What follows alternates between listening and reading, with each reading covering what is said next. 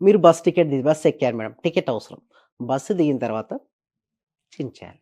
దాన్ని మరి ఇంటి వరకు క్యారీ చేస్తారు. ఏటీఎం కార్డ్‌కెళ్లారు. మనీ డ్రా చేశారు. స్లిప్ వచ్చింది. చింపి అక్కడేయొచ్చు. దాన్ని క్యారీ చేస్తారు. షాపింగ్‌కెళ్లారు.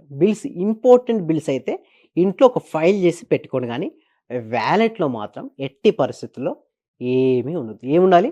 Only money and me cards అదే మినహాయి బీరువాలో అయితే దానికి మనీ పక్కన మిగతా ఏం ఏమీ పెట్టకూడదంటారు. ఉండదు. అట్లా ఉన్నప్పుడు కావాలంటే చెక్ చేయండి కావాలంటే. ఎందుకంటే, నేను చెప్పే ప్రతి పదాన్ని కూడా ఏమంటానంటే, ప్రాక్టీస్ చేయండి.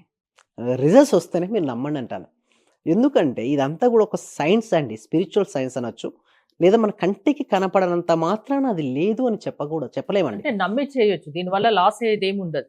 యెస్. అవునండి. ఎందుకంటే, మన గాలి ఉంది. ఓకే. గాలి కంటితో కనపడుద్దండి? ఉండదు. కనబడదు. బట్ ఉంటుంది. ఎండమావులో మనం ఇక్కడ నుంచి చూస్తే అక్కడ నీరున్నట్టు అనిపిస్తుంటుంది. కానీ దగ్గర పోతే ఉంటుందండి ఎండమావులో?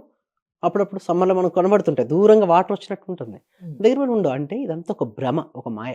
బట్ ఒకటే ఒకటి మనం గుర్తుంచుకోవాల్సిన విషయం ఏందంటే, మనీ అనేది మన దగ్గరికి రావాలి అంటే, మన ఎనర్జీ లెవెల్స్ పెంచుకోవాలి.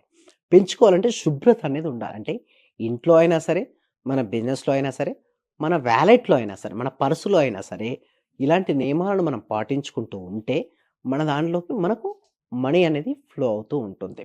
ముఖ్యంగా గుర్తుంచుకోవాల్సిన విషయం ఏమిటి అంటే, మనం వాలెట్‌ను తీసాం, మనీ తీసాం. ఇచ్చేటప్పుడు గూడా నేను ఏదైతే మనీ ఇస్తున్నానో, అంటే నేను స్పెండ్ చేస్తున్న మనీ 10 రెట్లయి స్పెండ్ చేసిన ప్రతి రూపాయి 10 రెట్లయి నాకు తిరిగి వచ్చును గాక అని చెప్పుకుంటూ మనీని ఇవ్వాలి. అంటే మనసులో చెప్పుకొని హ్మ్. And at the same time ఎవరైనా బిజినెస్‌కి వెళ్ళారు మీరు. ఏంటి ప్రాక్టికల్‌గా ఏమన్నా నిరూపితమైందా ఇలాంటివి? యెస్. అలా చేయడం వల్ల మా పార్టిసిపేషన్‌కి ఎంతో మందికి అబండెన్స్ ఆఫ్ మనీ వచ్చింది. ఎందుకంటే ఇచ్చేటప్పుడు చాలా మంది ఎలా అంటే బాధపడుకుంటూ ఇస్తారు. ఇప్పుడు క్రెడిట్ కార్డ్ వాడారు madam. Suppose certain amount of అయింది. ఒక 20,000 30,000 అయింది.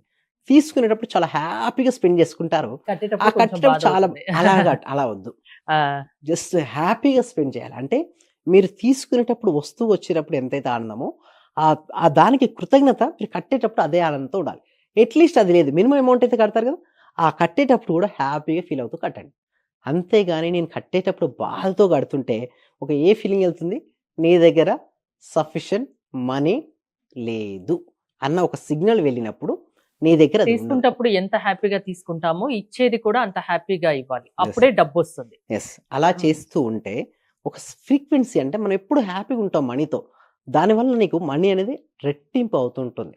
మీరు గూగుల్ పే, ఫోన్‌పే చేసినప్పటికీ గూడా ప్రతిసారి కూడా థాంక్ యూ సో మచ్ అని చెప్పుకుంటూ స్పెండ్ చేయాలి.